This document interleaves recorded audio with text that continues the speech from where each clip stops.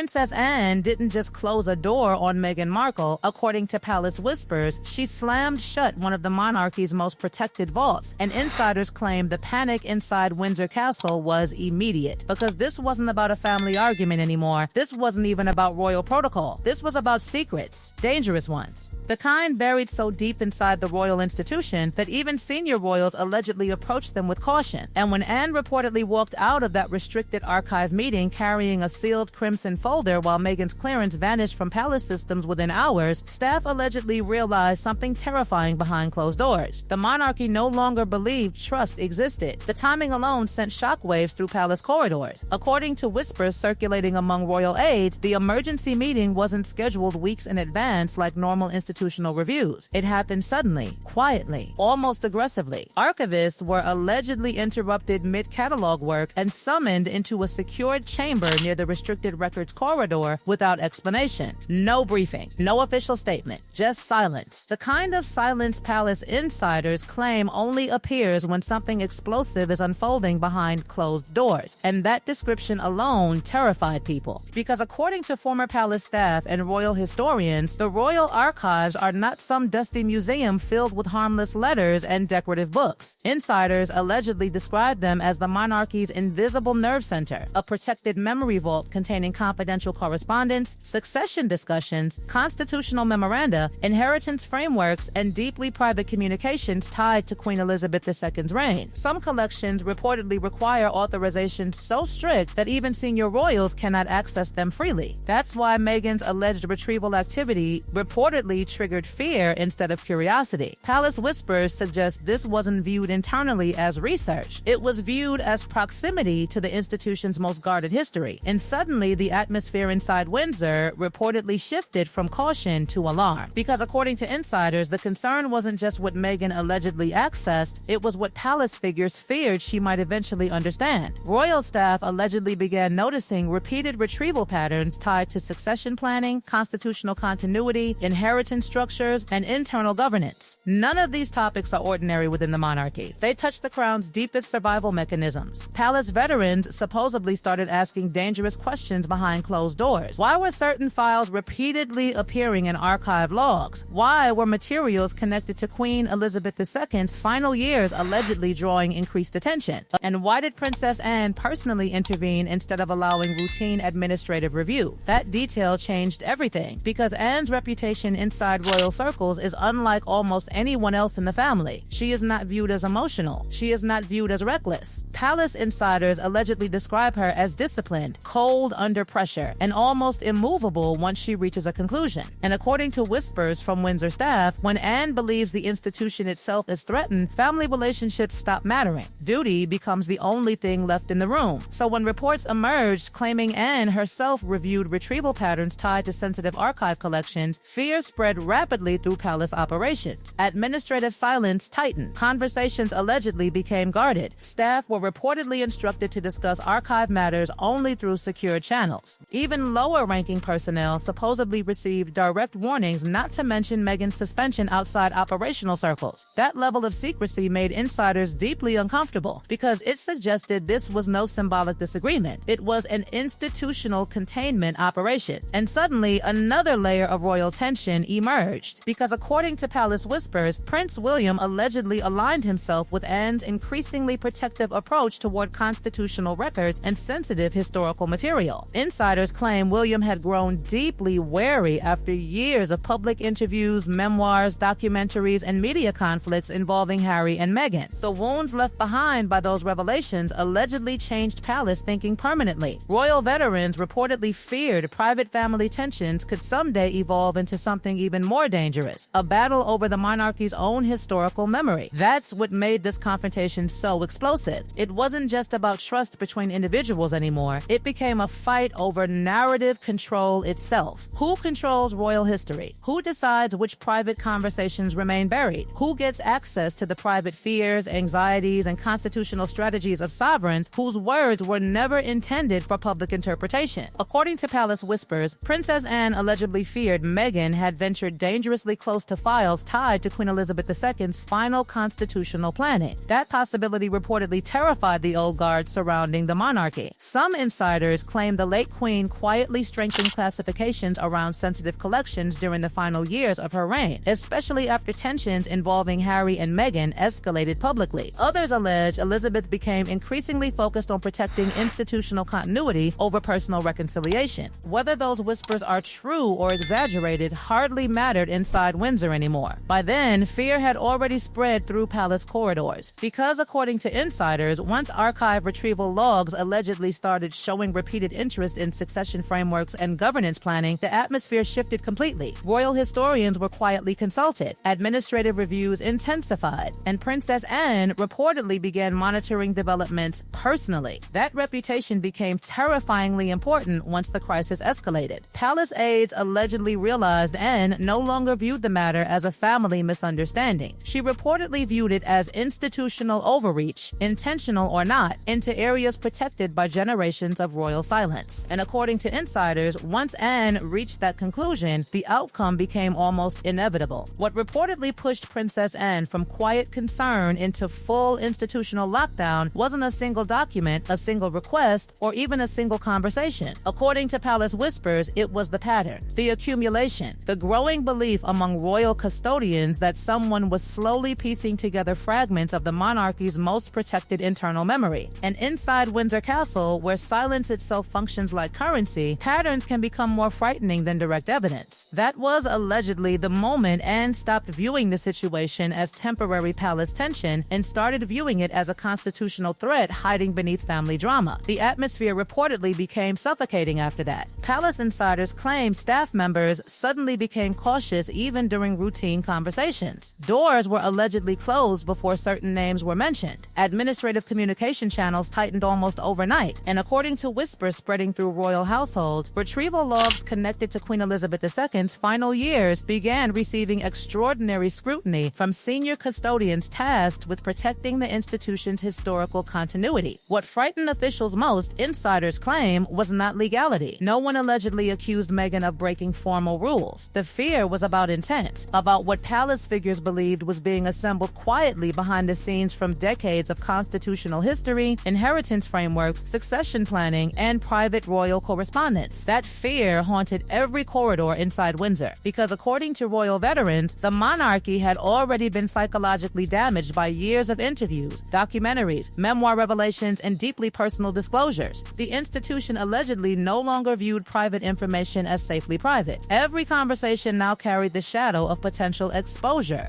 Every disagreement carried the fear of future publication. And palace insiders whisper that Anne became increasingly convinced the royal archives themselves could someday become vulnerable to reinterpretation through media cycles, streaming platforms, commercial storytelling, or emotional retaliation disguised as personal truth. That possibility reportedly horrified the old guard surrounding Queen Elizabeth II's legacy, because the archives are not simply records. They are power. They contain the monarchy's invisible architecture, anxieties, strategies, constitutional calculations, succession fears, family positioning, and private thinking never intended for public debate. Royal historians quietly note that monarchies have survived for centuries, partly because certain institutional memories remained protected from emotional chaos outside palace walls. And according to insiders, Princess Anne allegedly believed that protection was beginning to fracture. That was the turning point. Palace whispers claim Anne stopped discussing caution and started preparing enforcement, quietly, methodically, without public confrontation, without emotional speeches. Because according to longtime staff, Anne's most dangerous quality has never been anger, it's certainty. Once she allegedly concluded the institution itself was exposed, insiders claim she activated what palace officials privately describe as an iron protocol, swift operational containment designed to become effective before resistance could even organize itself. Then came the shockwave, and according to insiders, the speed of the operation stunned even senior palace staff. Digital archive access reportedly disappeared almost instantly. Physical retrieval permissions were allegedly frozen simultaneously. Security teams supposedly updated biometric clearances overnight, while archive terminals quietly erased Sussex-linked authorization pathways before dawn. Some staff initially believed the restrictions were temporary safeguards, but whispers spreading through Windsor quickly suggested something much more final. This wasn't a warning, it was a structural shutdown, and perhaps the most explosive detail of all was the language reportedly used behind closed doors to justify the operation itself. Heritage preservation preservation enforcement. That phrase carried enormous weight inside royal circles because it implied the monarchy no longer viewed the archive issue as interpersonal conflict. It was allegedly being framed as institutional survival. Palace insiders claim and repeatedly emphasized one principle inherited from Queen Elizabeth II's old guard: the institution must survive beyond personalities, emotions, and fractured loyalties, no matter how painful the consequences become. That alignment reportedly changed the internal balance of power dramatically, because according to Palace whispers, William had become increasingly hardened by recent royal fractures. Insiders claim the Prince of Wales privately viewed the archive controversy as part of a much larger battle over loyalty, boundaries, and narrative control. The monarchy, in his alleged view, had already suffered irreversible damage from public disclosures. Palace veterans say William no longer believed emotional reconciliation alone could protect institutional stability. And then there was Charles, perhaps the most tragic figure inside the entire crisis. Because according to insiders familiar with palace operations, the king allegedly found himself torn between two impossible instincts. The father, who still hoped reconciliation with Harry, remained possible, and the monarch responsible for protecting the crown during one of the most unstable periods in recent royal history. Sources describe Charles as emotionally exhausted, increasingly isolated, and struggling to maintain control, while Anne's administrative influence expanded rapidly during his health difficulties. Some whispers even claim Charles was informed only after key operational decisions had already been implemented, leaving him little realistic opportunity to reverse them without creating an even larger institutional crisis. And by then, insiders say, Meghan's allies had already begun reacting furiously behind the scenes. That reaction reportedly triggered a second wave of panic across palace operations, because according to whispers circulating through royal administrative channels, officials feared the confrontation could spill into another catastrophic public rupture between the monarchy and the Sussex camp.